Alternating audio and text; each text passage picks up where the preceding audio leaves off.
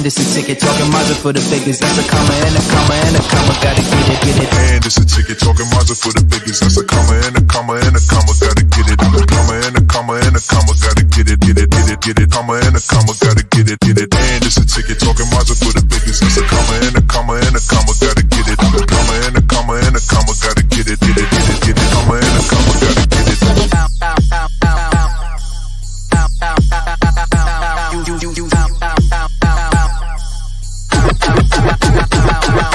And it's a ticket talking Mazda for the biggest. That's a comma and a comma and a comma. Gotta get it. I'm a comma and a comma and a comma. Gotta get it, get it, get it, get it. Comma and a comma. Gotta get it, get it. And it's a ticket talking Mazda for the biggest. That's a comma and a comma and a comma. Gotta get it. I'm a comma and a comma and a comma. Gotta get it, get it, get it, get it. Comma and a comma. Gotta get it, get it.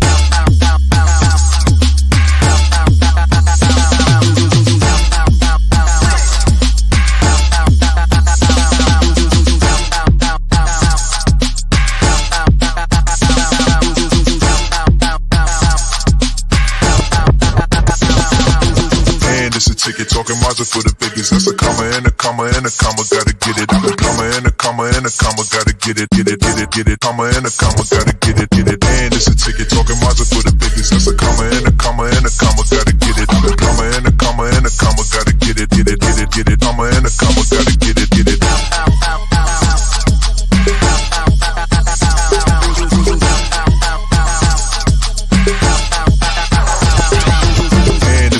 Talking Mazda for the biggest. That's a comma and a comma and a comma. Gotta get it. I'm a comma and a comma and a comma. Gotta get it, get it, get it, get it. Comma and a comma. Gotta get it, get it.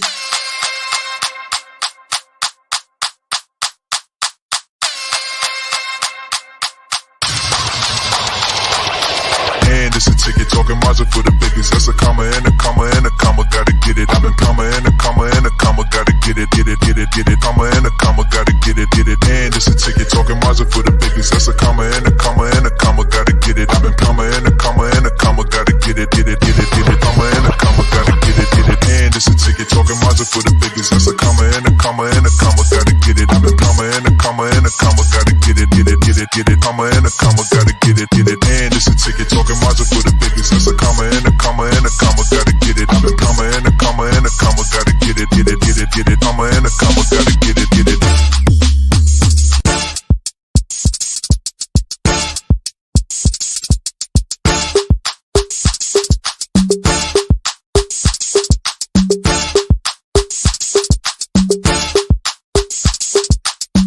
It's a ticket talking Mazda for the biggest. That's a comma and a comma and a comma. Gotta get it, get it. And it's a ticket talking Mazda for the biggest. That's a comma and a comma and a comma. Gotta get it. I'm a comma and a comma and a comma. Gotta get it, get it, get it, get it. Comma and a comma. Gotta get it, get it. And it's a ticket talking Mazda for the biggest. That's a comma and a comma and a comma. Gotta get it. I'm a comma and a comma and a comma. Gotta get it, get it, get it, get it. Comma and a comma. Gotta get it.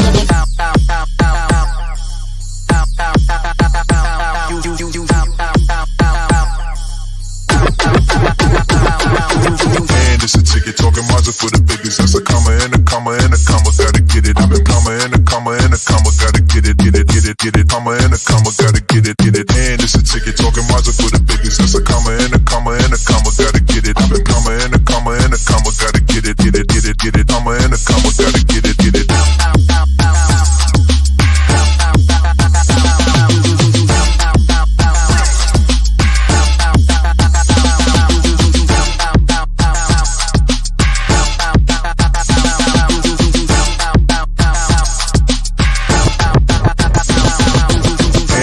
Ticket talking Mazda for the biggest. That's a comma and a comma and a comma. Gotta get it. I'm a comma and a comma and a comma. Gotta get it, get it, get it, get it. Comma and a comma. Gotta get it, get it. And it's a ticket talking Mazda for the biggest. That's a comma and a comma and a comma. Gotta get it. I'm a comma and a comma and a comma. Gotta get it, get it, get it, get it. Comma and a comma. Gotta get it, get it.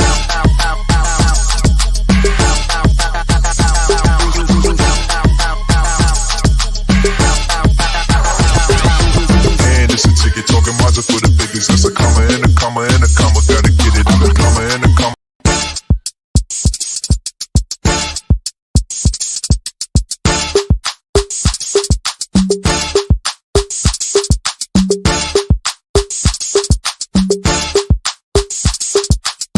And it's a ticket talking Mazda for the biggest. That's a comma and a comma and a comma. Gotta get it. And it's a ticket talking Mazda for the biggest. That's a comma and a comma and a comma. Gotta get it. I'm a comma and a comma and a comma. Gotta get it. Comma and a comma. Gotta get it. And it's a ticket talking Mazda for the biggest. That's a comma and a comma and a comma. Gotta get it. I'm a comma and a comma and a comma. Gotta get it. Comma and a comma. Gotta get it.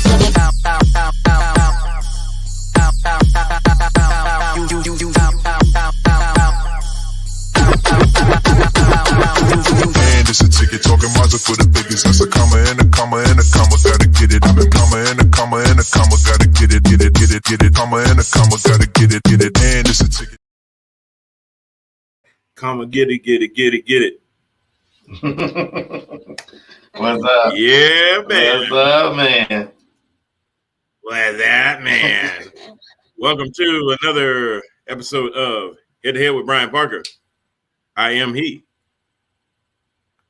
And you are watching us either from Facebook, YouTube, or LinkedIn. Welcome. We also air every Friday on Roku and also on our Roku Demand, which, by the way, this is marking our 1-year anniversary of NPower Network being on the air. Yeah. How about that? So we are about 45 shows in, which out of 52 weeks is pretty damn consistent. So we'd like to just thank everybody for their continued support. Definitely couldn't have done it without me. Without you. And we look for more and more years to definitely come. So we've got a good show in store tonight. We are live. This is, I think, our 4th live show that we've done. Normally we record it and we air it later. It will be available later as well. But if you are live with us, we are glad to have you. If you would like 2 guests coming in just a minute to talk to us about an upcoming event that they have. But also just wanted to welcome in one of my panelists, my only panelist right now. I don't know where everybody else is, black people. Mr. CJ Jones, how you doing, sir? What's good, man? I'm present and accounted for. I don't know what it is in there. I see that. See all those checks that I was going to start sending out? Yeah, I got to rethink that whole thing. See, I just wanted to see how. So some of our other folks may dwindle in, maybe not. I just don't know what's everybody's schedules are like, but I do appreciate the time that you guys do give us when you can. They'll also let you know real quick.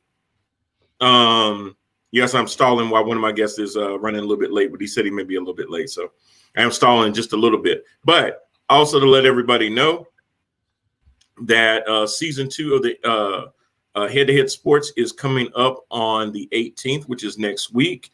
It is preseason time for the NFL. Myself and my co-host, Randall Hargrove, dive deep into the NFL every single week during the NFL season. We had a pretty good season last year. And what we're going to do is leading up to the regular season, the week of September the 11th, every week we're going to break down 8 teams from 2 different conferences.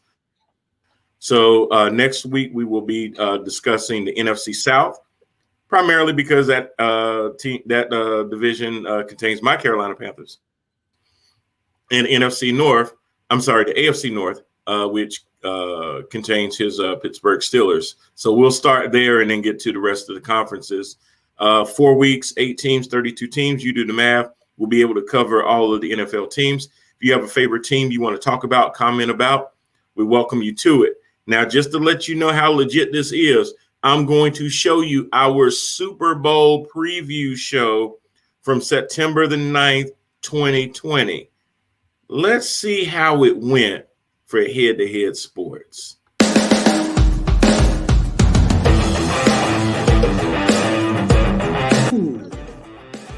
Super Bowl. I got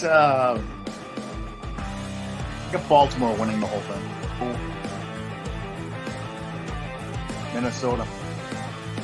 Together. I'm going Saints coming out of the NFC.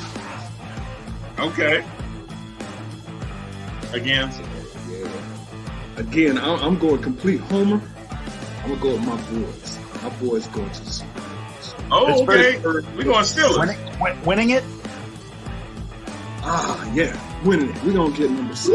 What do you got? Look, this is gonna sound crazy. I agree with you. Normally it's hard to repeat. I just don't see anybody slowing my homeboy down like that. So I'm going my homeboy, and I cannot believe that I'm about to say this. Tampa. TB12 done found the fountain of youth down there and all that warm weather, all them weapons. He got his main man Gronk so they can do their little together and headbutt each other. And I think they're going to take it all the way. I ain't talking about just to the Super Bowl. I mean winning the whole thing. Tampa's winning it? Tampa is winning. Trust me, that breaks my heart to say.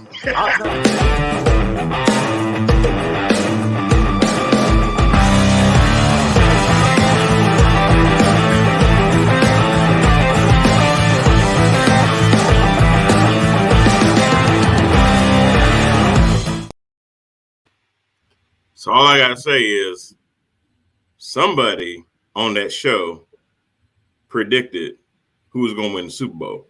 Not only predicted who was gonna win the Super Bowl, but accurately got both teams who were gonna be in the Super Bowl and then who was gonna end up winning it. So I'm just saying, come at me for this year. I'm ready for you. Oh, it looks like we have another panelist that has joined us. I can't tell if I'm about to get robbed or if it's actually one of my panelists. Who's there? I don't. It looks like they're hoarding the title of the franchise, but I only know one franchise. Oh, there he is. All right. Okay. What's going on, boy? What's going on, bro? So, Jermaine, I was just letting everybody know that this is our 1-year anniversary for the NPower TV network being on air. We have grown so much. I know when I first started this channel, I had 1 hour worth of content. That was me. Now we have a lot of hours of content on our on demand. If you have not joined NPower TV network on Roku, please go to Roku. Go to add a channel. Look for NPower, whatever you think N stands for. And add that as a channel. That way you will see all of our live streaming, and you will also be able to see our video on demand categories that are getting more and more massive. As I mentioned before, this is about our 45th episode of just head to head, not including the other 18, 19 episodes of head to head sports. We've got some comedy on there. We've got some spoken word, which is actually by one of the folks that'll be joining us in 2 seconds. So that's very, very exciting. Well, without further ado, I'm going to bring our special guest on to talk to us about their upcoming event. So with that said, we've got Mr. Meez Ford and Miss Jennifer Love. How y'all doing? Hey. What's going on, everybody? How you doing? What's happening, people? Well, everybody that may not know, Mr. Meez Ford. Huh? What's going on, Jennifer? Congratulations on your anniversary. Thank you. You know, I thought about wearing a tuxedo, but I ain't gonna lie to you. It's a little too damn hot for that. And if I cut the fan on, then it's gonna be harder to hear. So I ain't want to put myself in that situation. So, but I would have loved to do that. But yeah, what's going on, peoples? I hear we got an event going on, and I thought this would be a good opportunity to reach out to our millions and millions of fans around the world. And let them know about what's going on in your world. So, Meez, what you got going on, man? So, we got the premiere of Troublesome Threesome, starring Jennifer Love Bonaparte, and co-starring Brian Parker. So, the event will take the premiere will take place Saturday, August 21st in the ATL at the forgot the name of the theater, but 1049 Ponce de Leon Avenue in the ATL. Is that Plaza Theater? The Plaza Theater, yes. I got a lot. I'm so sorry. Yes. Help him out. Plaza Theater. So come party with us, enjoy the film, and get involved with the question and answer, the Q&A. We're gonna have a great time. Everybody come out. So the film is a romantic comedy about a woman finding herself, a woman coming of age and finding herself, getting in tune with her sexuality. It's a real funny film. I mean, you sold most of the viewers when you said threesome. That's funny. Yeah, Funny. And if she's gonna be in it, I know it's gonna be hot and everything. Oh yeah. You know, this Brian Parker guy here, he's a pretty hot actor too. So he's kind of funny in the movie too. So Jennifer, tell me a little bit about your character in the movie, or what can you tell me about your character in the movie? Well, much like me said, she's out here just like a lot of women are. You're trying to find yourself in the world, whether that's just who you are or even sexually, you know what I'm saying? And you got to go through experiences to actually find that. So that's pretty much what it was. She just kind of was just doing a bit of exploring and just, had some fun, doing so. Okay. Well, it sounds like you had fun actually making the movie too, huh? Yeah, I had a great time making the movie. Did you have fun making the movie? Of course. Who, me? Yeah, Brian, did you have fun making the movie? It was very interesting. I can always be counted on for comedy or for romantic scenes. Let's just say so. Yes, sir. Yeah, it was very interesting, very different. And you got a few of them in this film. Oh, I bet. Sounds explosive. Yeah, very. Yeah. Did you have a good time too, Jennifer? Of course. Of course you did. Of course you did. It's never a dull moment. So this is going to be on Saturday, the 21st. Yeah. At what time? 7 p.m. What time does it start? 7 p.m. Okay. Yeah. So you done rented out a whole. You done rented out a whole movie theater. Yeah, we got the whole theater. I'm asking everybody to get there like 15 minutes earlier because the lines may be long and may be chaotic. So hopefully some people get there a little bit earlier. It's going to be explosive, man. It's going to be a great film, a great trailer. You can network, a lot of networking going on, a lot of actors, actresses, producers, distribution companies in the building. So come and enjoy with us, man. The Plaza Theater, August 21st. And that sounds good. Now, let me ask you this, though. Do you guys have valet? Because I'm going to probably show up in my Bentley. Well, I want it parked in a good spot. We have no valet, so we might have a problem. I was gonna say it's Atlanta. There may be some volunteer valets that may take the car and I never see it again. But, That's funny. Yeah. There's a lot of them that'll show up in the red jacket in a minute, but never seen them before. Yeah.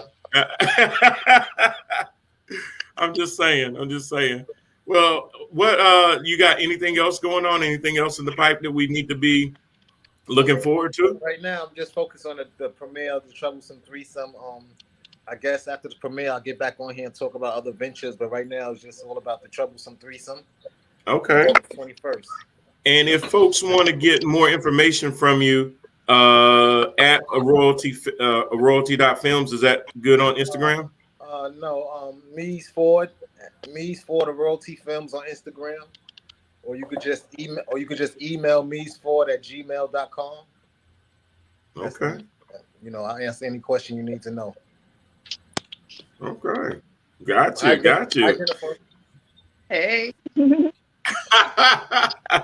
So you guys are aware that right now, though, we are literally streaming live on LinkedIn, YouTube, probably my Facebook page, any of their Facebook pages, and also on our Parker Media Facebook page as well. So hopefully a lot of folks have seen that. They can share it to other people, let them know about the event. Okay. We'll also air this on Roku tomorrow at 11 o'clock, and it'll stream all weekend long, and then it'll also be on demand. So we just wanted to help kind of get the word out about the premiere going on Saturday, the 21st at the Plaza Theater down in the ATL. If anything, 1029 Ponce de Leon Avenue, North. There you go. 7 p.m. 7 p.m. Well, hold on. For my viewers, 5:30. Especially if you my panelists, make it 5. Huh?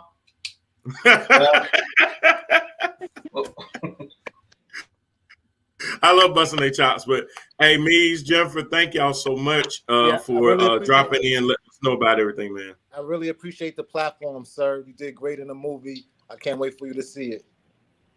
Hey, I can't wait either. For the sequel, y'all canceled for the sequel already? What's going on? Yes, sir. Yes, we'll get in contact with you for the sequel. Most okay. Definitely. Thank you, sir. Yeah, well, okay. He's normally my stunt double. Yeah. Okay, got you. I do all the dangerous stuff for him. Got you. Yeah. I do all the sexy stuff. He do the dangerous stuff. Okay. Oh Lord, Jesus Christ! Whatever works for you guys. And Meez, just as a thing, my brother is more than okay with a royalty after hours, so. Oh, I'm pretty sure he is. Okay, no doubt. Oh yeah. He got a military uniform and everything, so yeah. That's what's up. Just letting you know. Hey, Jen, Jennifer, you got anything right now, just coming out before we let you go? Focusing on the premiere right now, and then as always, you guys can keep up with me with Words Unleashed events. We have our open mic right now that we have reoccurring, but we have things coming up. So just follow us, see what we got coming up. But right now, just focus on getting the film out there and just having this premiere and celebrating. Well, we will get together and maybe come up with some kind of flyer/commercial that we can also air on the network too, to get more people aware about your Words Unleashed. Because in addition to being an actress, Jennifer is a very, very talented poet as well. She does a lot of spoken word. She has her own YouTube channel. It's under Jennifer. Is it Jennifer Love or Bonaparte on there? Love, Lub. Okay, Jennifer Love. So try to find that on YouTube. She has a channel. She's got a lot of different videos that she has taken her spoken word and put the videos to. Very, very good. I don't say that just because I know her, but I say it because it's true. But very, very good. So you want to check her out. Check Meez out as well on Instagram to get more information as well. We'll keep posting that up all the way up and through the premiere. So stay tuned, everybody. But Meez, Jennifer, hey, y'all, we appreciate your time, y'all. We're going to get ready to get into politics, so I know y'all ain't going to want no part of that. Yeah, so we about to break in. See y'all. All right, y'all. They didn't want no part of that, bro. No, they ain't want no part of that, bro. How you guys doing? Man, I'm doing all right. Just having fun about what's going on in the world of politics. Trying to make it light because there's a whole lot of stuff that has gone sour. So I'm just trying to look at it from a different light and trying to find the humor in it. Well, I found a lot of humor and I found a lot of irony. Yeah. First and foremost, I've got, my youngest daughter is going back to school for her senior year in college. Mm-hmm. And, this is a very crazy time. Everybody's getting ready. Kids going back. Some kids have already started to go back and everything else. And, the CDC is recommending that, kids under 12 years old wear masks. Mm. Because the whole goal is, the whole idea, now he put the mask back on, but the whole thing is that we understand that kids under 12 have not been approved to receive vaccines. And last year, we were more afraid of the fact that if they brought COVID-19 to the schools and the teachers hadn't been vaccinated, custodians, bus drivers, and everything else, that would really present a huge problem. Well, now this year, the biggest worry is that the kids are starting to get sick because of this Delta variant that is proving to be a lot more contagious and a lot more severe on those that are younger. Yeah.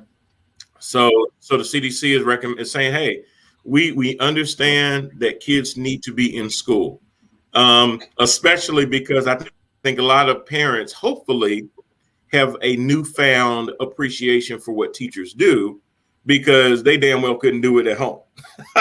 Let's just keep it real. Couldn't or refused to. Couldn't. Couldn't. couldn't. Well, teaching okay. Teaching is a skill.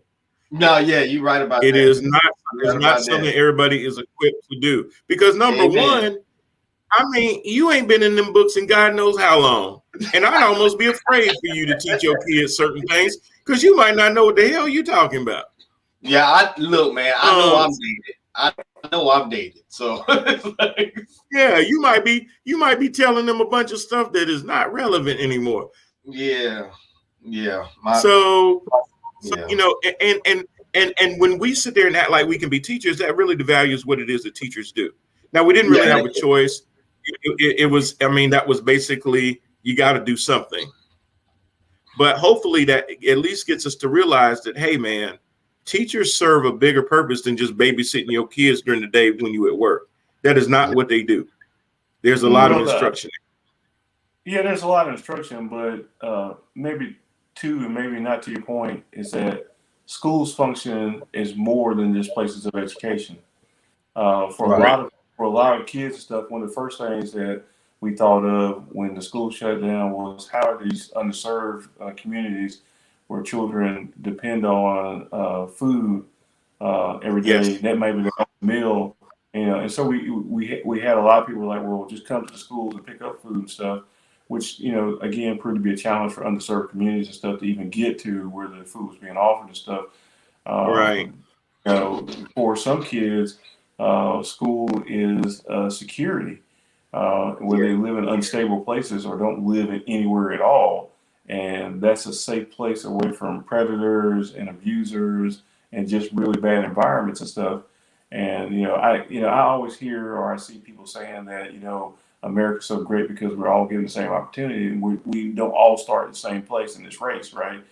Some people start 100 meters ahead and some people outside the stadium trying to still get in. And so what we saw with the disparity in the way that people live and stuff, that it really, really hindered on top of, people who meant well trying to keep up with kids and stuff, but, people who don't have internet, and it may seem unusual for some people, but that's a reality. And like everybody doesn't have internet. There's just a lot of things that kids not being in school highlighted, along with the importance of what teachers do. And there were a lot of teacher memes out there when it first started, like, yeah, you thought it was us, it's your kid. He's the house now tearing up your house. Don't come for me next year when you get back to school. So yeah, I just I'm appreciative of teachers and what they do. I'm more appreciative of the socialistic construct that we have called public schools. And so because socialism is bad, right? But because it serves so many underprivileged and children and stuff.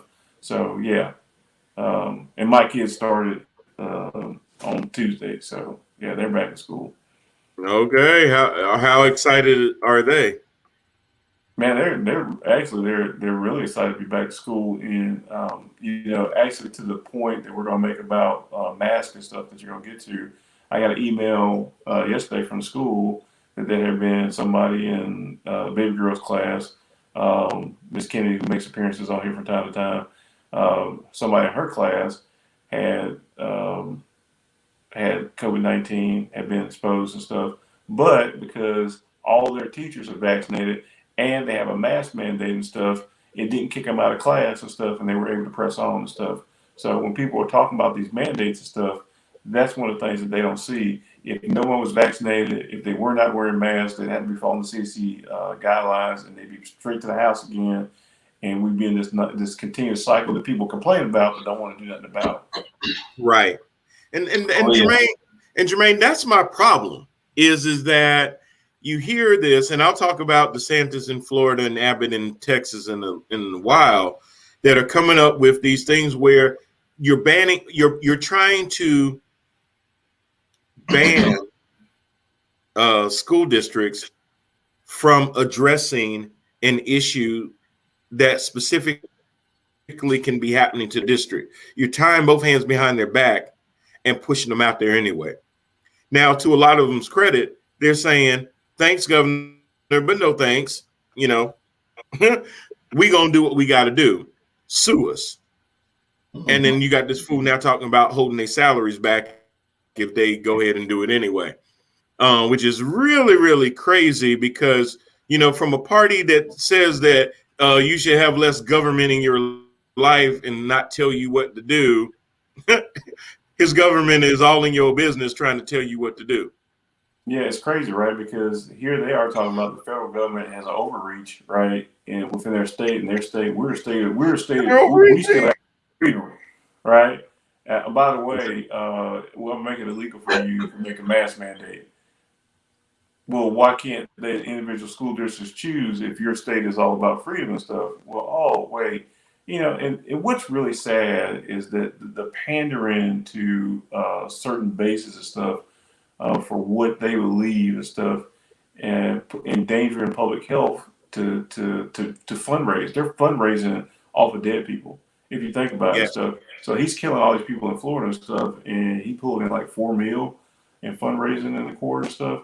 So you know, and this is the guy who's being looked at by the Republican Party is maybe somebody to put as a front runner for presidential candidate and stuff, because he's still using the tried and true techniques of the former guy, and so I don't know. It's insane. It's like I say, to have that duplicity, but it's nothing new. If you study America itself, this is nothing new for America to talk out both sides of his neck.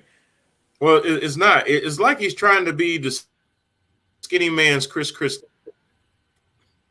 You know, if anybody remembers Chris Christie from New Jersey, a big man from up there, the former governor, his claim to fame, you know, really was trying to be combative, especially with the media and especially with the left and everything else, just always trying to own the libs, so to speak, and be very boisterous and combative. And that's what this guy just does, is that he plants this red meat out for his base, even though he's basically saying, you know, I keep hearing this stuff about all lives matter and, you know, protecting lives and everything. That's not what you're doing.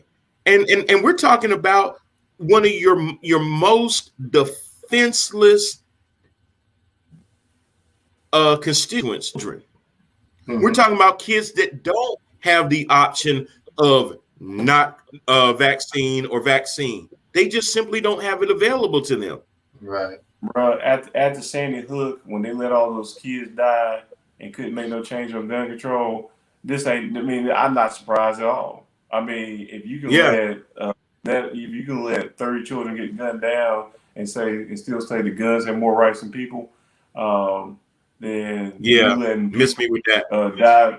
Then you putting out misinformation about statistics and stuff. You know, it's all fine and dandy. People are like, well, 99% of people survive this. Here's the thing, and I'm gonna put this out here too.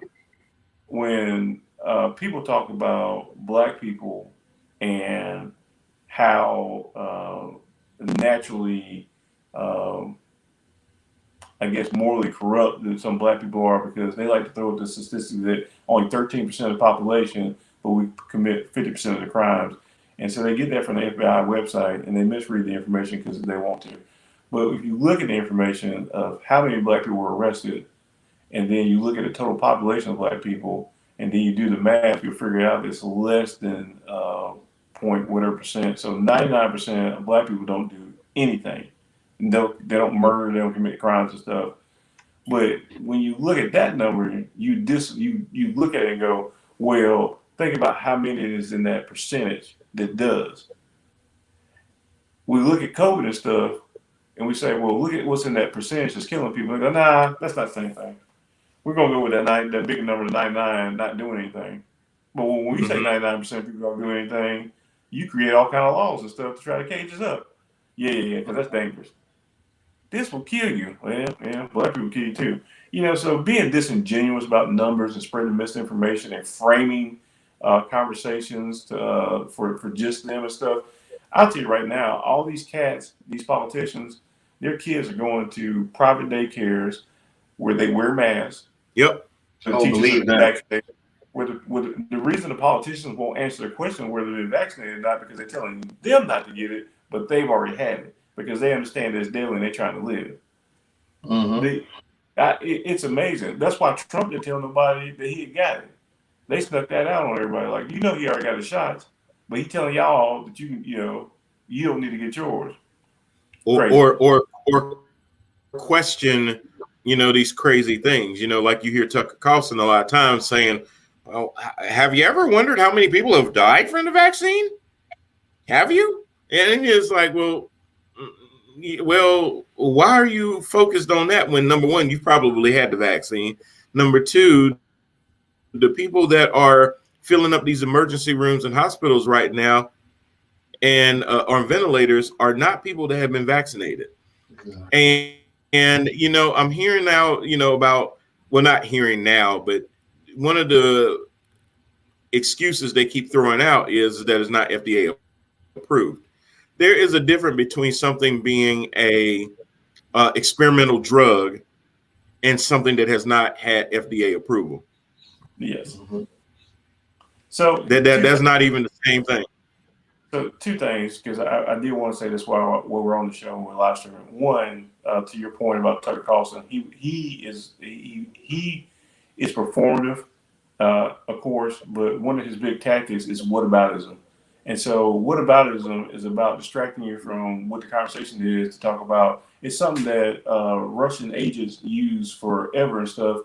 And it's something that even we saw the other guy use when questioned about Russia and stuff and how brutal it was. He's like, well, what about the U.S.? We're not innocent. Mm-hmm. We don't have clean hands. What about us? Well, just because we've done something doesn't mean that everybody's allowed to kill everybody. You know, we still have to have standards and stuff. And so this whataboutism and exceptionalism stuff is crazy. The other thing, too, is that I don't think people understand how the vaccine works. They Googled everything else. And if they understood the basic principle of how the vaccine works, I think it would be hard for them to argue against why it's bad or long-term effects and stuff. The vaccine, that's why I love it, brother. The vaccine works like this. The coronavirus has a protein that is attached to it, outside layers of it, that it uses to attach to your cells and multiply. And so what's really brilliant about the COVID vaccine is that they found this protein and they said, okay, we're going to introduce this protein into people so that their body can see the protein, and because your body will attack anything that it doesn't recognize. So it doesn't recognize this protein from the vaccine, the same protein that's attached to the COVID. And so it goes in there and goes, hey, there's some asshole in the back and the body and stuff. Let's go get it. And so your body, that's when you simulate, your body figures out how to defeat the protein, right? And so once your body, cash out away, baby. Once your body knows how to defeat the protein, it remembers it. And so the next time if it sees coronavirus, it might recognize the coronavirus, but it's wearing that coat of that protein and it goes, hey, that guy's back again. Let's get him. And that's what makes it effective and stuff. It's simply explained in that way, but that's really what happens and stuff. That's what happens with vaccines. So when people are talking about all the stuff that they're worried about and stuff, man, I know people that can't take aspirin. So yes, exactly. You're always going to have people that have some kind of reaction, no matter what. There's people allergic to Tylenol, aspirin, morphine. You can't take certain types of drugs. That's why they ask you what you're allergic to when you go to the doctor and stuff. Mm-hmm. We might have an alternative for you and stuff. And so I understand why there might be some hesitancy, but I don't think that you're being hesitant because you're being factual. I think it's because you feel, in America right now, if you feel like something, you feel like that you have an argument, even if you don't have any facts. And that's just not how the world works, baby. We argue off of facts around here. We don't argue off of feelings. Like when I be talking this deep stuff on here about, well, let me take you back to the 1800s and stuff, well, let me take you back to the 1900s stuff. Google me, maybe. That's facts. And that's what we talk about right here. Facts, not feelings. Speaking of which, so CJ, how are you feeling about these mask mandates for the kids? Is that a good idea?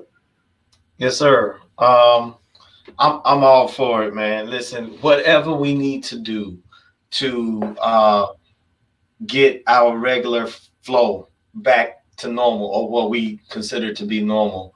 To me, like I said, it's all about us doing what we gotta do. It's not about infringing on anyone's freedom. It's not about any of the left and right politics that people like to distract us with as a nation of people. Any of those things. Look, man, COVID, this Delta variant is real, and it sees no left or right. It has no political agenda. The just like our brother just got to finish explaining in beautiful detail. It's all about your body getting at least familiar with this. No, it's not a cure, but it is providing or helping your white cells remember what to fight when something is introduced.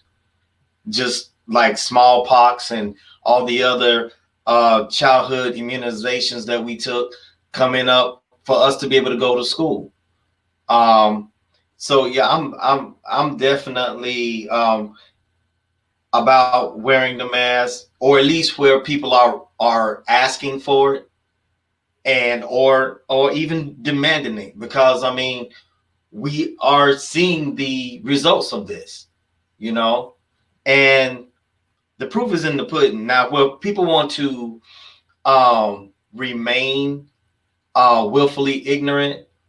I mean, it's sad to see that, but we really, as for the people that actually will research, for the people that will actually listen to these facts and they see what's going on, and not being so willing to be such a sheep-minded individual by letting like your Tucker Carlsons and people like that politicize this stuff, because like our brother said, trust me, they are fine.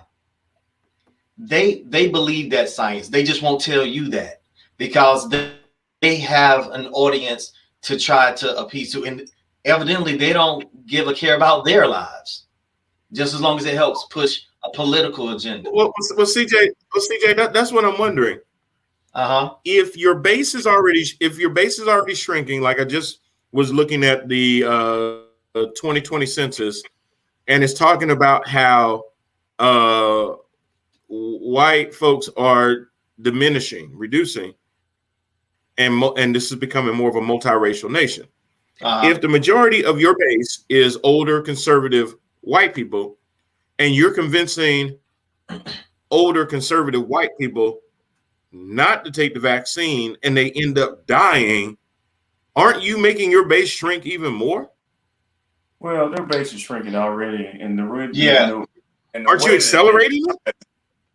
Well, yeah, you are, but you are. Yeah, you are. When you deal with stupid people, because when you deal with stupid people, you can't make logical arguments about why they're doing stuff. You know what I mean? Exactly. Like, when somebody's looking in the window in the back of the bus, man, you can't be like, yo, man, you know how many germs on that window? Nah, man, they're just gonna keep licking that window, and you can't, because they like the taste. So you cannot.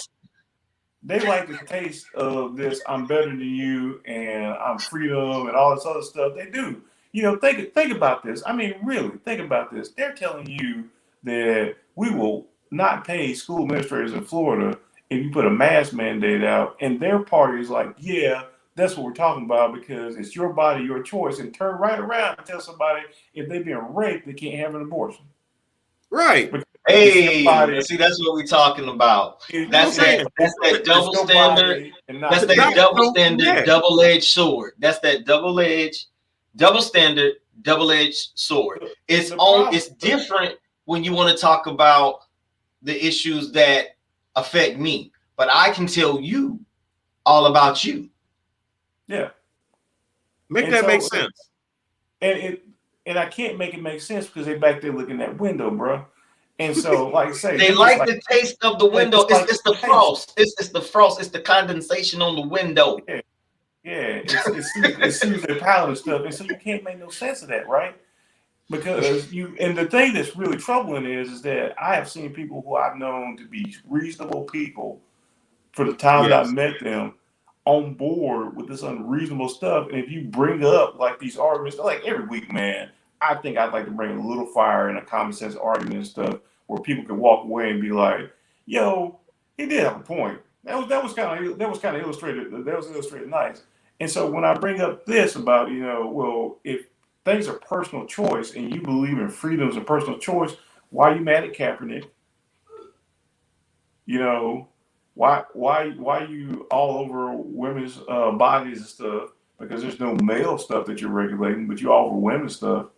Why do you care if you I saw this meme today from this person that I know, and they were like, hey, it's like a person walking in the rain, and somebody had an umbrella, and they're like, hey, you need to have an umbrella because if you don't have your umbrella, my umbrella won't work. And they're basically saying that if you got the vaccine, why are you worried about if I got the vaccine or not? Is me not having the vaccine going to affect you? And I'm like, yeah, it is. Because now you become a breeding ground. Now we have variants out there, and we ain't talking about the good Loki variants out there. You are a walking petri dish for variants to now start to spur off of that, which then, just because the vaccine that I have in me right now is successful against the Delta variant, doesn't mean that if you continue to breed other variants, that it's going to have that same efficacy. So yes, you are infringing on me. Yeah, the decisions you make are infringing. But like I say, these are the same people who believe that it's their right to make choices and make those kind of choices and stuff. They sit there and frown on people who are like, hey, even when we talk about Black Lives Matter and protesting and stuff, Black Lives Matter protesting is different than January 6th protesting. But it was the same thing to them, right? The conflation of reality and stuff, and what stuff is and what stuff is. Well, this ain't apples to apples, and this ain't oranges to oranges and stuff. We don't believe that. We feel, again, we're in that time frame where I feel like, so the big thing that I tell people is that a lot of this stuff is based on fear, and it has been for years. And it's not just here. I happen to listen to James O'Brien on BBC because I just love the way that he deals with people. And so a lot of things that they're dealing with the royal family, Meghan Markle, racism, immigration. If you listen to BBC, listen to what's going on in England, if you could separate it, you could hear the same themes from people for the stuff going on in America. You go, why do y'all have the same talking points? Where did you get them talking points from? Why are y'all still spewing the same hate and stuff? Man, that sounds a lot like I'm a conspiracy guy. So, if he's right into me where I hear that kind of conversation and stuff, and I think to myself, yeah, man, there are people out there who are manipulating the masses and causing division. Oh, if one more person say we ain't never been this divided, and y'all old enough to remember segregation and whites only water fountains and stuff, and having and it was just in 1967 when they integrated here in Charlotte and stuff. There's people alive. They remember that. There's pictures of them spitting on I forget the name now, but I'll get it back. But spitting on that young lady who desegregated here in Charlotte and stuff. Like, that's grandma and grandpa. They didn't move. They didn't just die. Them same racist mobs is here and stuff. But y'all be killing me with this whole, oh man, we need to stop talking about it because we ain't never been so divided. We couldn't even sit on in the front of the bus and stuff. And y'all talking about we ain't never been this divided. I'll take this divided. Well, people have short-term memory about stuff because it's better to focus on that than to, try to, because if they really, really tried to think about those things, Jermaine, then that's like pulling the scab off and exposing something else that people like to try to conveniently sweep under the rug. And you can't just sweep everything under the rug, because to what CJ said earlier is that, the Delta variant and COVID-19 don't care your politics. It doesn't care about your economic, social status. It will kill you regardless. And is now starting to kill our kids. And people don't want to be serious about it because they want to scream freedoms and everything else. But I'm sorry, you know, when you get into a vehicle, you have to buckle up. And if you don't, there's consequences for that. You can get a ticket for that. There are rules of the road that you have to follow. You can't just say, well, I've got the freedom if I want to decide to drive on the left side of the road, unless you across the pond, my friends that are watching.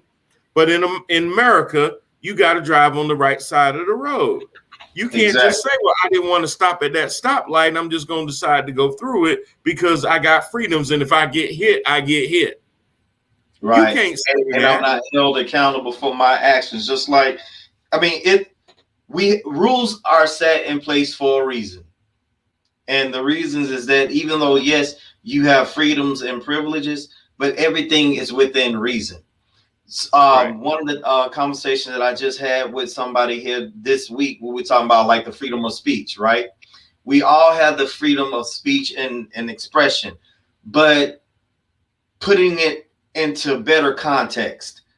I'm not going to go to a church and just because I have the freedom to use profanity, that's not a cool place to do it. You know, it's called couth. Decency. Well, you're not going to go. You're not going to go into a movie theater and yell fire. Exactly. So just because I have the room, so just because I have the room, and as a grown man, yet technically I can say anything. But this whole idea of freedom of speech and freedom of expression is really talking about the freedom to do it in your own. I like how my wife says it, in your castle. No one is going to come inside of your home and say, hey, you can't talk about that. You can't practice that religion. You can't express how you feel about something that maybe that you heard on the radio or saw on TV. No, you have absolute freedom in your castle. Well, you don't, because you can't build pipe bombs and plot to take over the U.S. in your house. So the thing is that we have seriously, because and the reason I want to bring that point, because there's a lot of people who are stockpiling guns right now who believe that they can. And so what I'm saying to you is that what we understand is in a society there's a written social contract, our laws and stuff, but there are unwritten social contracts like the profanity in church and stuff like that we have that says if you're going to be a member of society, and what is society? A group of people who are taking care of each other. Right. Yeah. Mm-hmm. So when they talk about socialism, well, socialism is society, right? Because it's a group of people with interests, normally located in the same place, that are working together to make sure that the community is taken care of. That's the reason we have roads and schools and firemen and policemen and all that stuff that they talk. That's all socialism, right? As a sidebar, 1960, Hardin High School, Dorothy counts. And so my mama was born in 53. Miss Dorothy is still alive. So when people talk about that they can't remember that shit, it wasn't that long ago. It wasn't. So right there. And the more you know, the more you grow. But when we talk about all this stuff, we talk about to get back to your original thing about are masks good for kids and stuff. Well, listen to my story at the beginning where I said they had one in my daughter's school, but because they had the mask mandate, they didn't have to shut down the school. Let me take it a little bit further. So the DOD is talking about by September 15th or by FDA approval. Nice segue. I was going there. They're going to make military members get the vaccine, and all these people. So there's Chief Master Sergeant Joanne Bass, who's the Chief Master Sergeant of the Air Force. So she puts out on her social media, "Hey, this is what the thing is. I think it's good and stuff, and it's about readiness and stuff." And she has there were so many gross comments underneath because it was all political and stuff. And as I wrote a comment, I said, "Hey, I hope that this ain't no military members on here talking smack to the Chief Master Sergeant of the Air Force." You know that's right, because we have a social media policy and stuff.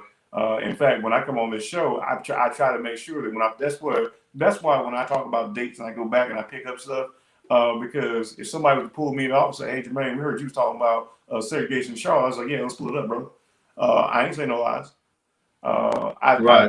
Right. Everything is, when I talk about stuff, you may be offended by it because you don't want to hear But it. it's not non-factual. It ain't Exactly. non-factual that we talking about. You Exactly. don't want to hear it. So that's why I feel free to talk about the stuff I talk about. But back to the DOD policy and stuff. So there are a lot of people who are putting out there, and I don't really believe it. Like this woman put out there, well, my son said if they force the vaccine on him, he just gonna quit. Baby, this is the United States military. We don't take 2-week notices. Well, I hope they ain't gonna force them. Bruh, you know how many vaccines I've been inoculated against? And see, that's the thing that I'm wondering. Bruh. I'm like, okay, wait a minute. Bruh, Just for you to be in the military, how many vaccines have you had to take? Things that you can't even pronounce. Vaccines that you can't even pronounce. You don't even know why you got shot. And especially if you travel half the distance that me and Jermaine has done. I know within the 14 years of me being in the Navy, and Jermaine is still traveling. I mean, I felt like a pin cushion. It ain't no telling what I'm vaccinated against. Ain't nobody ever stopped. I ain't never everybody seen anybody at the clinic when it's time to get their shots going. Hey man, what's in that vial? Exactly. You just got in line. You just got in line, and there was HMs on this side, HMs on that side, and you just went through like this. So the big thing that I will say, because there were a lot of people who, one of the things that the decision wasn't come too lightly. I mean, here we are in August. The vaccine's been available since January. If it was likely, it had been months ago. What we have seen in the military is readiness. And so that's the reason we are inoculated against vaccines in the first place, even against stuff that you don't even think is going to come back and stuff.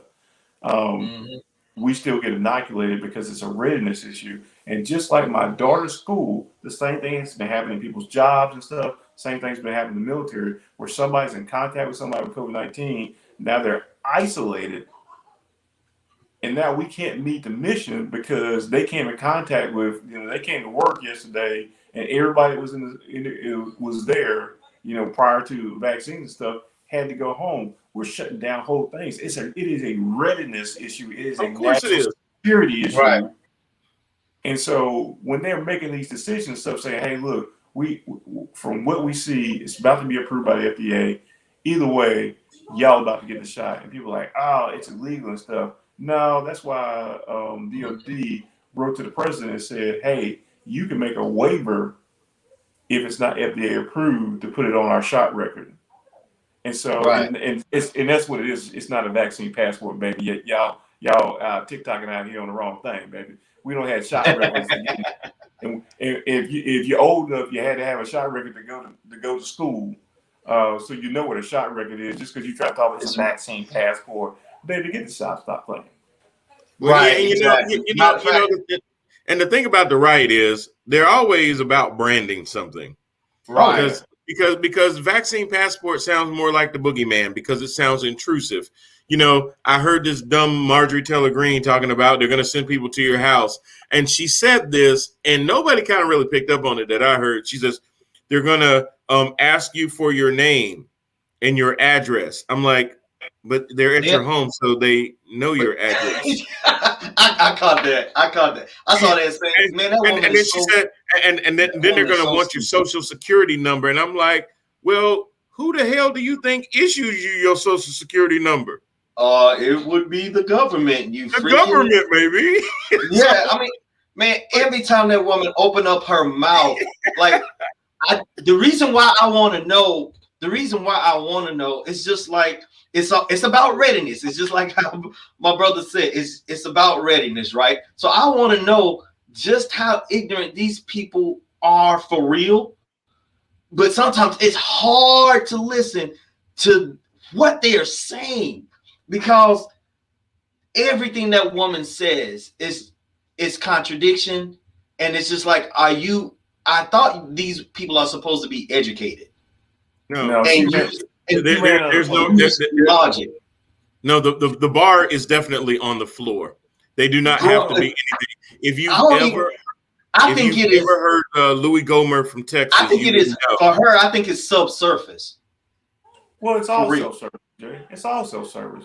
But you remember, what's the requirement to be a congressman? You can be a felon. You can run from jail. If you can run a campaign from jail. There is no bottom to it, and so that's why you get bottom figures up there and stuff. Wow. She ran unopposed and stuff. So anything she say, anybody listening to her and stuff, man, come on, please. But just like you said, I mean, these are things where people get in their feelings. They're moved by fear. Like immigration, it's the fear that somebody's going to come and take a job that I wasn't going to do anyway. Because you know what I mean.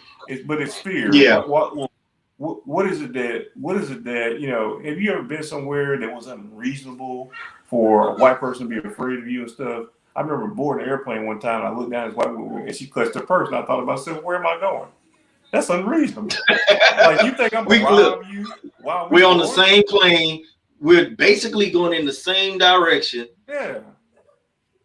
All that extra. So man. I waited till we landed. I followed to a hotel and I bugged outside. I got you, baby. There you go. Now see, that's practical. That's practical. But you know, I was sitting there, you know, talking about readiness with the military. I mean, they got to think about this. You got men, hundreds of men on a submarine in an enclosed area. Yeah. You mean to tell me you don't want it to be mandated that these people have to be vaccinated? Listen, and they're halfway across the world underwater? Because they've never been even on a carrier. Oh, go ahead, CJ. Saying like even on a carrier, okay, we all break off into our different departments, and within that department, those rooms are no bigger than probably, I think the biggest room in there on a ship is about maybe 15 by 20, but then you got 15, 20 bodies just in and around each other, and like you're bumping into each other then, because you're working around equipment, you handing physical papers to one another. I mean, there's almost anywhere that you are not within like elbow distance of somebody. I mean, even whenever you're going down to the berthing, the reason why we literally live on top of each other, and you learn to live in compact spaces for a reason. So, right. I mean, just for them, I'm actually surprised that the DOD moved as slow as they did. I appreciate their concern, and I appreciate them waiting towards the end when they thought that the vaccine was going to be approved, and they're obviously in contact with other government agencies trying to work this out and stuff, and trying to keep the what's best for our soldiers, sailors, airmen, and Marines out there, and maybe the Coast Guard. I guess y'all part of it. Okay. Yeah, we got man. I mean, they are little brothers. Whatever. Yeah. I guess they're little. I love coasties. Coasties. Y'all goo coasties. But anyway, trying to keep everybody's safety in mind and looking for the research and the data and stuff. And so what they did was really think about this is that, so a lot of people said, well, when the vaccine was early on in January, they were like, well, it ain't been tested on enough people. Well, I think we've got like 50% of the country it's been tested on in this country, and around the world it's been tested on and stuff. Right. And so right now, and people are like, well, I don't want to be a guinea pig. Well, a lot of people have been the guinea pig, and so the numbers are kind of in right now that the safety of the vaccine is there. And there's some people, I ran into a guy last week who told me that his grandmother was in a nursing home and she got the vaccine, and the next day that she died and stuff. And I was like, man, I'm really sorry to hear that. I said, was she in great shape? Well, I mean, no, she was in a nursing home. Generally people in nursing homes aren't in great shape. And so, but in his mind, that vaccine killed grandma. He said, you know how that makes me feel? And I said, I got no idea. Because I'm thinking to myself, you stupid. But I can understand emotionally where you're tied there, because in your experience, one of the people that you love most, Grammy, because that's what he called it, was Grammy. Grammy took the vaccine, and and I think it was great Grammy. I think it was grandma's mama, right? This is not a young spring chicken or woman, and there are a lot of things, and not trying to be facetious, that could have killed that woman. But in his mind, it was the vaccine. She took it, and less than 24 hours later, she was dead, so it had to be the vaccine, right? It couldn't have been nothing else going on with his grandma. Yeah, she's 200 years old, yet it was the vaccine that killed her. Yeah. And that's what you get the misinformation that comes from our friends from the far right, because they would take that story. Oh yeah, and they will spread that story across social media, and they will put anybody right, exactly, hey, be careful, and they'll put it out there on a platform of the ignorant, of the willful ignorant, and then here we go all over again. You got people that's taking the shots for the very first time and dying out there. Boy, that's a whole lot of information that's missing. There's people that's allergic to latex, leather, pillow, like feathers. They can't have different feathers in their pillow and stuff. Are we saying that, well, man, these pillows out here killing folks? You should lay your head on a rock because these pillows out here just killing them. No, that's exactly. We look at the numbers and go, well, for most people, they can lay down their heads at night. And like I have on my my Marriott thing, hey, I need to have that down, that pillow. Those pillows swell me up and stuff. I got a little alert allergies to them thing. Okay, we got a way around it. There's 3 different shots. They base the science for all the shots is kind of the same. They might go about it a little bit differently and stuff, but the science is sound. And the reason they were able to come up with a vaccine so fast is because they used the science that they've been using for other vaccines and other things, SARS and stuff that they were looking for cures for, and they translated those things from what they had already been working on to see how they came up with the COVID shot. But if you could read more than the 5th grade level, you could have gone on Google and found that shit out already. But what people are looking for, Facebook posts and memes and shit. Well, don't hurt them. If you got a meme, don't hurt them too bad. Don't hurt them too bad for not knowing, man. Because it kills me when I see people. It kills me when I see CJ. It kills me when I see people quoting memes. But no, I'm just saying. Listen, look, you sound like me whenever I go in about some things. Whenever I see stuff about law enforcement and injustice, but my wife keep me in check by saying this right here. See, you are assuming that people are factual like you. You assuming that they have done their homework, they've done their research, they know what to do. But half the time, regular society, they want to be told what to do, what to think, how to feel. Unfortunately, that's true. Well, I get. Look, I understand. I get my feelings too, because like when I do research and stuff, and I look at how many black people were lynched in the early 1900s, or what the conditions of the average person after slavery was when they were put out into the streets and stuff, and then they put laws out there, vagrancy laws, that if you have a job, and guess who didn't have a job? When I look at the 13th Amendment, and I understand that it's got a loophole in there for slavery and stuff, I get emotional about a lot of shit too when I think about redlining, when I think about what they did to King and Malcolm and stuff. I get emotional too, and I feel some kind of way. Mm-hmm. But I conduct myself in a way, hopefully, especially when I go to work and stuff, I don't hold people to account for shit that their ancestors did, and that's a lot of that fear too. Well, like reparations, we don't believe in reparations because I didn't do that. So a lot of white people say, well, they don't believe reparations was for slavery because that was too long ago. Well, how about when y'all were redlining in the 40s and 50s, and when the black veterans came back, and less than 3% of those guys actually got to use their VA loans and stuff, and you took that generational wealth away from them. How about the school? How about the housing boards that wouldn't allow black people that still have covenants today, where it has that you can't transfer or sell this place to a black person and stuff? How about those contracts? How about those reparations and stuff? Mm-hmm. Because y'all did that. How about when you experimented syphilis on us? Exactly. Reparations. Bruh, I could go in, and then I could bring friends to go in. Right. all The the super same. friends, yes. We super friends. We can have this thing shut down all day, every day, Every day. every day about this conversation, bro. I don't know if it's a shade, but they keep making me want to say baby all the time. You know what I'm saying?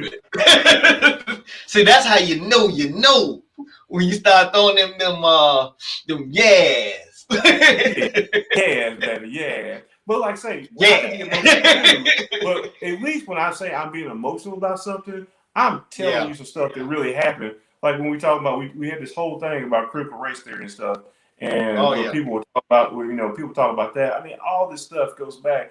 It's the same stuff, just different topics every week, where we're talking about this fear that people are being sold that they're trying to take something from you. It's the same thing with immigration. They're trying to take something from you. It's that fear.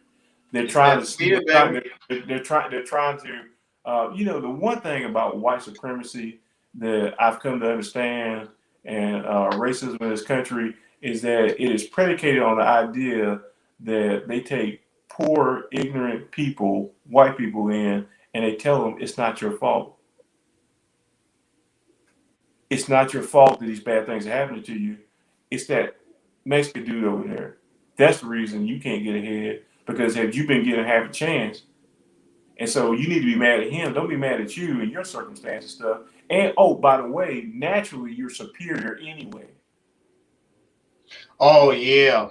And so for people who lack self-esteem and lack identity and lack education and haven't been exposed to the world and stuff, they're being preyed on. So when I tell you this, I mean it with all sincerity. You need to pray for these people, because they are as much victims to this stuff as we are. Maybe not as much, but they're still victims. Okay, I'm gonna pull it back as an equality, but they're still victims to the system and stuff that perpetuates itself in their ignorance and their fear. So Jermaine, you segued perfectly into my final question tonight. Okay, what is that? And it's called, am I wrong? Tell me about that. I need this therapy time with you and CJ. Okay. There are people now that, early on when the vaccines were out, there were people that were hesitant about it for whatever reasons. Things that may have happened in the past, people thinking that it was too early. The vaccines came up too soon, which we tried to explain to people that these vaccines have always been being produced, but there may be certain things that make it more efficable when it comes to COVID-19 versus SARS versus Ebola, so on and so forth. So we understood that there was an educational element to this. Well, I think the verdict is out that now when you're looking across the country and you're seeing these upticks and these surges with the Delta variant, we can all see with our own eyes, number one, that most of the people that are in the hospital are people that have not had the vaccine. Certainly the ones being put on respirators, certainly the ones that are passing away are ones that have not taken the vaccine. Okay. Right. I think it's at about a 99% rate. Yeah. So that pretty much tells you that if the vaccine wasn't working, then it probably wouldn't be 99% of people are the unvaccinated. Right. I think the verdict will be all in the media about that. Right. Whether it has an FDA tag on it or not, I kind of think that common sense should kind of have convinced the remainder of the holdouts that it works. So am I wrong for basically saying that if you're able and of age to get the vaccine and you haven't gotten the vaccine, you are the problem. You on your own. You are the problem, and this is what I got nothing left. I have no sympathy for you at all. I have no sympathy because now it's not an issue of knowledge; it's an issue of ignorance. Exactly, and that's what I've been saying. Am I wrong for basically saying, no, hey, let go and let God when it comes to those remaining natural selection, baby? Natural selection. Now you have natural selection. This is the purge. This is the purge 2021. No, exactly. So I would say I think so. I think you're wrong, and so I know that breaks from your boys and stuff. But here's why I say that. I say that because I go back to my last point. You got to understand there are people who have been indoctrinated with this information, and while you say on the other side of it, hey, the information's out, it's not out to them. They're still getting indoctrinated through social media, to their family members, to their favorite TV hosts, by the former guy and other politicians who are telling them the exact opposite. And it comes down to, who do I believe? And so when we talk about community and stuff, and we talk about this whole social thing and stuff, part of it is we're ideally live in a world where we can have a Stephen Hawkins. Because back in the day, Stephen Hawkins, as frail as he was, would have never got to be a voice of science and stuff, because he would have died. We'd have let him die because he's weak, and it just is what it is, and we throw our hands up and stuff. The idea is that we're better than that. The idea is that as a country, especially the United States of America, and everything that we stand for, says that even though we have some of our brothers and sisters who aren't doing what we need them to do, we're going to try to incentivize, we're going to try to force their hand and stuff, but we're not going to lead them out because we can't lead them out. Because the longer we lead them out and we don't combat this and bring them into the fold and get them right, that's more people that can spread the disease, help it mutate and transform and stuff. We just can't throw our hands up and be like, hey man, if you get sick, you get sick. Because when that guy gets sick and now he's in the hospital and you have a heart attack and you can't get to the ICU because it's full of COVID patients and stuff, we just couldn't throw our hands up. We have to. Okay, no. No. Here's my other thing. I'm sorry, CJ. But couldn't it just be that at a certain point, if you get COVID, there ain't no hospital beds for you? Exactly. Because look, we've done our part. We've used our. You've been running the streets screaming that you got your rights and this and that and the other. No. Listen, think about it, guys. I know. Because I know that sounds cold. Think about it. Okay, look. I know I'm cold with it, and I don't care because I believe in natural selection. I've done everything that I could possibly do to teach you, to show you, to give examples. We got science to back it up. You got people that are walking around to this day. All three of us are vaccinated, and I ain't heard nobody contact. I haven't heard any story from your house to say, hey, yeah, that's right. You right. That someone is going to the hospital because of COVID-19 or the variant. So we have done our part. You don't want to end up being so pushy to where you're just as bad as the ones that saying, I don't want to do it. There is a balance. And CJ, I don't mean it from a position of cold, and I don't want to sit there and push people into the grave. But to what Jermaine alluded to, elective surgeries are being placed on hold. People that have to have medical devices implanted like I do can't get into the hospital because these beds are being taken up by people that have listened to people politicize COVID-19. They're being now, when you look at Mississippi and Alabama and Texas and Florida and South Dakota and Iowa, and they're sitting there taking beds away from people that have pneumonia, heart issues, diabetes, and stuff like that, that they can't get medical treatment because nurses are having to work 12, 18-hour shifts to take care of these people that even when they're on their freaking deathbed, they're denying they have COVID. Right. But okay. All right. So, okay. Allow me to adjust what I'm saying, because I know I can be a little harsh. I'm not trying to be that cold, even though, all right. But so I'll say it like this. My patience with the willfully ignorant is super, super, super, super short. Okay? Because I've done everything I could, okay? And because like yourself, like you are a really good friend of mine. And if you had to go to the hospital for anything concerning your health, and I come to realize that you couldn't receive that help because of the willful ignorant, I will have a problem. And even though I'm not the one that's in the hospital. I just saw someone give their opinion this way.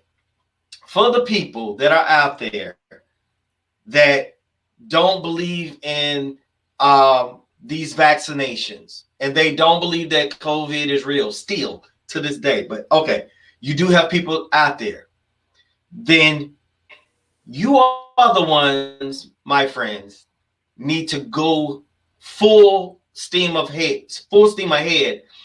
If you happen to contract, and I don't wish it on you, but if you happen to contract this virus, this Delta variant, then you guys are the very ones that need to stay the furthest away, because you remember, COVID is not real to you. And that way, people that actually need medical assistance can be seen. This man almost lost his wife because of the very thing that Brian, about what you said, that the hospital that he had to take his wife to was so full of people that just didn't believe in it, but now they got it, but now they have to be attended to. He almost lost his wife. So I understood that man's plight. And that's the only thing that I'm really understanding. I mean, I really am not that cold, guys, but to me, it's just common sense. Okay? Just get the dang shot, or stay the heck away out of the hospitals if or when you contract the variant, if you don't believe in it.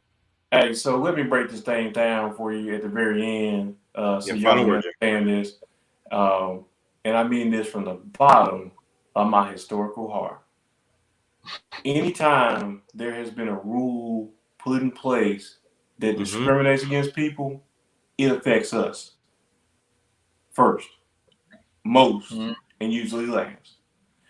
Oh, yeah. If you tell me that you can now discriminate against who gets seen at hospitals based on conditions, based on what they could have done against it, how many people, black people, got diabetes? What if we say that they could have heart disease and stuff like that? Because if you start here, and I'm just talking about historically, when stuff go down, baby, it don't do good for the brown. And so if you start here with that attitude that just because these people have come in on the COVID and stuff, and we're not going to see them, and we're going to let natural selection happen and stuff, I'm going to tell you what natural selection has been in the United States of America since the 1600s and stuff, and it ain't been for us, baby.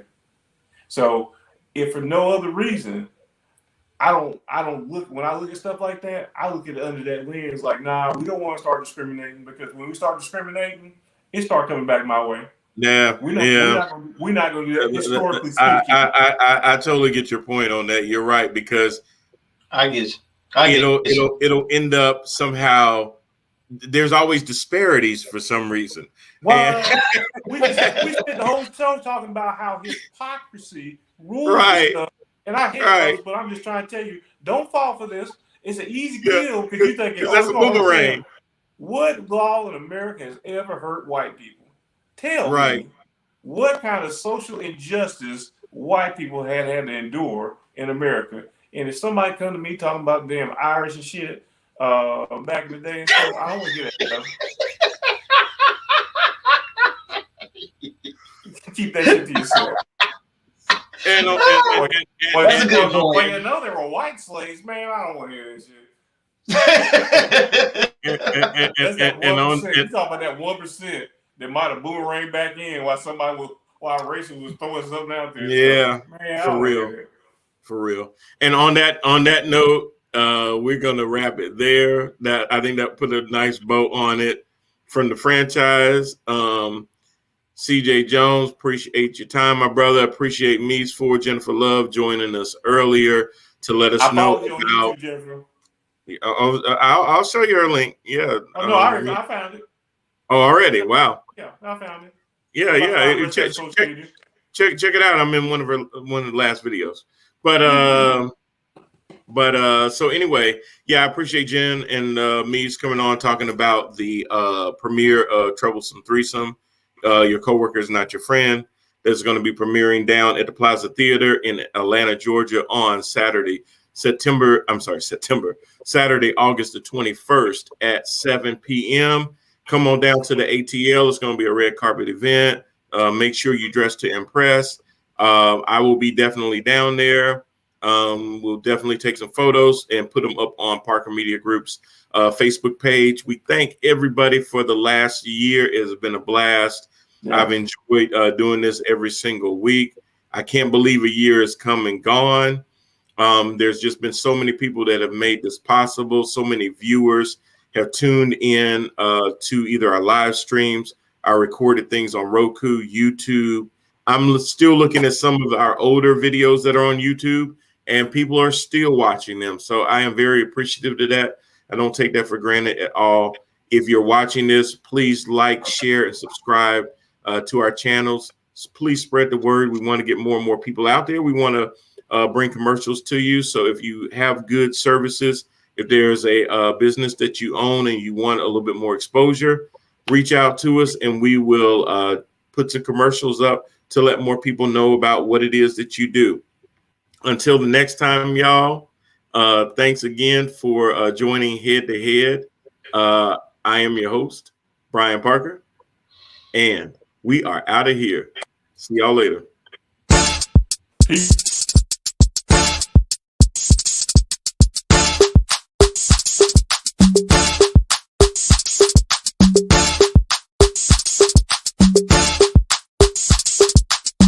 This a ticket talking Mazda for the biggest. That's a comma and a comma and a comma. Gotta get it. And it's a ticket talking Mazda for the biggest. That's a comma and a comma and a comma. Gotta get it. I'm a comma and a comma and a comma. Gotta get it. Comma and a comma. Gotta get it. And it's a ticket talking Mazda for the biggest. That's a comma and a comma and a comma. Gotta get it. I'm a comma and a comma and a comma. Gotta get it.